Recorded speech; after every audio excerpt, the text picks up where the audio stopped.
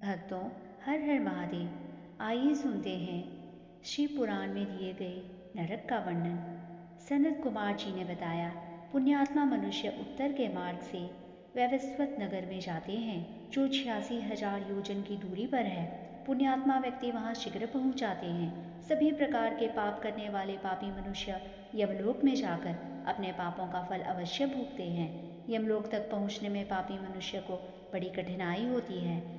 ऐसे व्यक्तियों के मार्ग में नुकीले कांटे बिछे होते हैं और गर्म बालू बिछी रहती है। छुरी के सामने पैने कंकड़ होते हैं। पापियों के रास्ते में चुभने वाले बांस, बड़े बड़े अंधकार युक्त वन और उन वनों के में लगी हुई आग, स्थान स्थान पर सांप, बिच्छू, जोक, व्याघ्र, सिंह, भेड़िए, भूत प्रेत, बड़ी बड़ी सींग वाले भैंसे आदि पापियों को सताते हैं। उस मार्ग में अपना कोई मित्र, पुत्र, भाई, बहन आदि कोई नहीं मिलता। शरीर नग्न रहता है।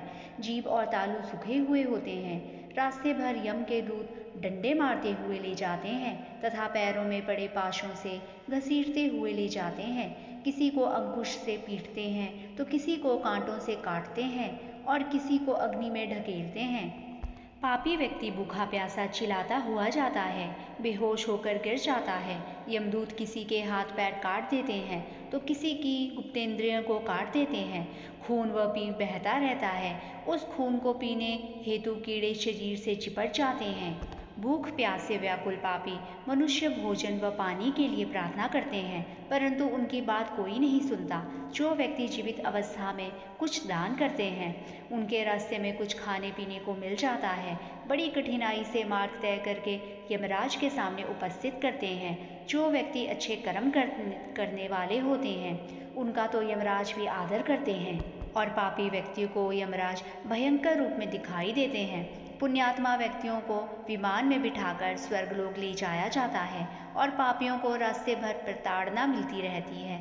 महामल्लागिरी, महेंद्र, सह्य, विंध्य आदि 7 पर्वत हैं। इनमें से वेद, स्मृति, पुराण आदि सदग्रंथ प्रकट हुए हैं। विंध्याचल पर्वत से सुगंधी, नर्मदा आदि 7 नदियां निकलकर पापों को धोती है। यहाँ के पर्वतों की नदियों के मध्य देवता, गंधर्व और द्विजाति वन के व्यक्ति रहते हैं। यहाँ सदैव त्रेता युग की तरह का वातावरण रहता है। यहाँ ब्रह्मादिक देवता सदा शिव के वेद मंत्रों से पूजन करते हैं। इसके मध्य में पीपल का महान वृक्ष है। चित्रगुप्त कहते हैं, हे पापी व्यक्तियों, तुमने तो हमेशा पाप किया है, उसी किए हुए पाप का फल भुगतो। हे घमंडी राजाओं, तुमने थोड़े समय के राज्य में कितने ही अत्याचार किए हैं, प्रजा को महान दुख पहुंचाए हैं। अब उन पापों के फलों को भोगो। यमराज अपने दूतों को आदेश देते हैं, हे चंड और महाचंड, इन पापी व्यक्तियों को अग्नि में डाल दो, जिससे इनके पापों का मैल जल जाए। यमराज की बातों को सुनकर यमदूत पापी व्यक्तियों को अग्निकुंड में डाल देते हैं और वज्र से उनके ऊपर प्रहार करते हैं। इससे उनके शरीर से रुधिर टपकता है और वे बेहोश हो जाते हैं। हवा के चलने से उनके जर्जर शरीर में प्राण लौट आते हैं तो वे उन्हें फिर नरकों में गिरा देते हैं। इस पृथ्वी के 7 पदों के भी नीचे वे नरक होते हैं और वहाँ अंधेरा ही अंधेरा होता है। ये 28 नरक कोटि कहलाते हैं। इस प्रकार ये पापी मनुष्यों को दुख पहुंचाने के लिए होते हैं। इनमें 100 रौरव नरक होते हैं और 40 100 महारौरव नरक होते हैं।